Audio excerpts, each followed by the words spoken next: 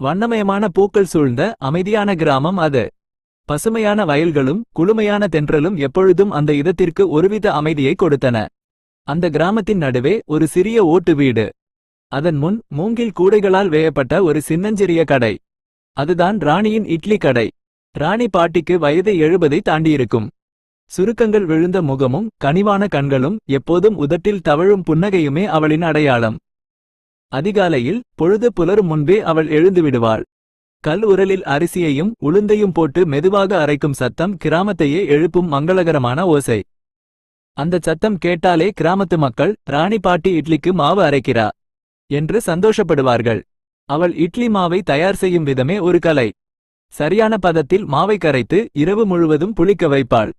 காலையில் அந்த மாவை சின்ன சின்ன வட்டங்களாக இட்லி தட்டுகளில் ஊற்றி ஆவி பறக்க வேக வைப்பாள்.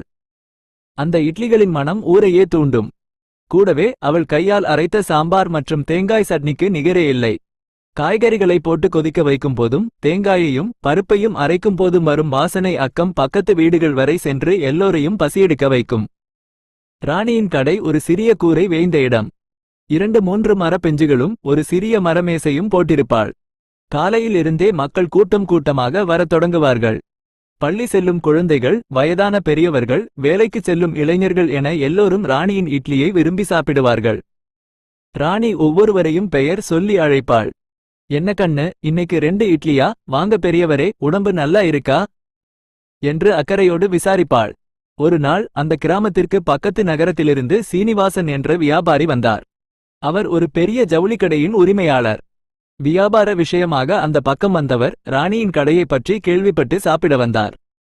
அவர் 2 இட்லிகளை சாப்பிட்டுவிட்டு அதன் ருசியில் சொக்கிப் போனார்.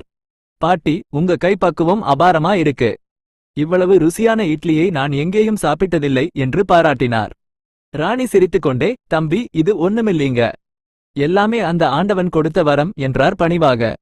சீனிவாசன் யோசித்தார்.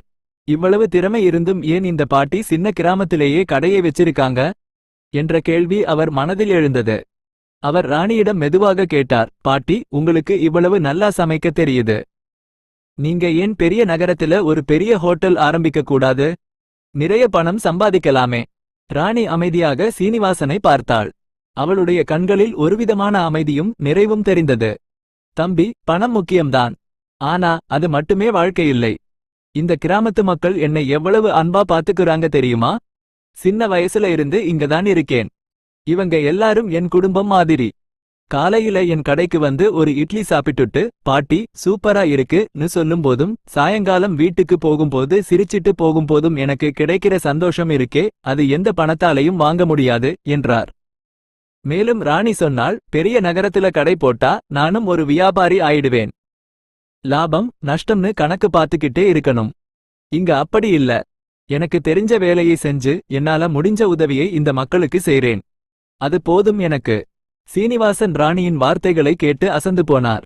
பணம் சம்பாதிப்பது மட்டுமே வாழ்க்கையின் குறிக்கோள் என்று நினைத்த அவருக்கு ராணியின் எளிமையான வாழ்க்கையும் மக்களின் மீதுள்ள அன்பும் ஒரு புதிய கண்ணோட்டத்தை கொடுத்தது.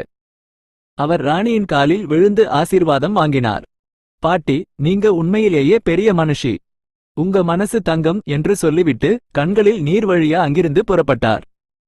அதன் பிறகு சீனிவாசன் அடிக்கடி அந்த கிராமத்திற்கு வந்து ராணியின் கடையில் இட்லி சாப்பிட்டுவிட்டு போவார். அவர் தனது நண்பர்களுக்கும் உறவினர்களுக்கும் ராணியின் கடையை பற்றி சொல்வார். வெளியூரில் இருந்தும் கூட சிலர் ராணியின் இட்லியை ருசி பார்க்க வந்தார்கள். ஆனாலும் ராணி தன்னுடைய கடையை பெரிதாக மாற்ற நினைக்கவில்லை. அவளுக்கு அந்த சிறிய இடமும் அங்கு வரும் அன்பு நிறைந்த மக்களுமே போதும் என்று நினைத்தாள். ராணி பாட்டியின் இட்லி கடை வெறும் உணவு விற்பனை செய்யும் இடம் மட்டுமல்ல, அது கிராமத்து மக்களின் சந்திப்பு இடமாகவும் அன்பையும் பாசத்தையும் பரிமாறிக்கொள்ளும் இடமாகவும் திகழ்ந்தது. ராணி தன் கனிவான மனத்தாலும் சுவையான இட்லியாலும் எல்லோருடைய மனதிலும் நீங்கா இடம் பிடித்தாள். அவளுடைய கதை, பணம் மட்டுமே வாழ்க்கை இல்லை, அன்பும் மனித நேயமும்தான் உண்மையான செல்வம் என்பதை உலகுக்கு உணர்த்தியது.